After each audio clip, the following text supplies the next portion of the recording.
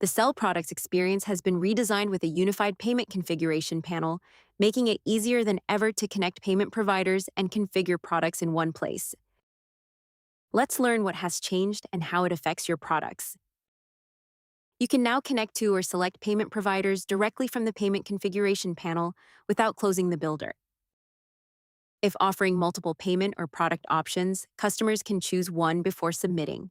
This will be reflected throughout checkout, invoicing, and payment processing. Let's learn how to use the Sell Product element after these improvements. Head to the Form or Survey tab inside the Sites section. Add a Sell Products element.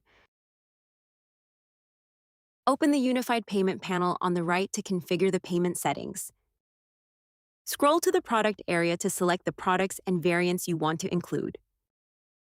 With these improvements, we've made selling through forms and surveys even more seamless, giving customers greater purchasing flexibility while simplifying setup for your businesses to drive sales. We hope you enjoy it.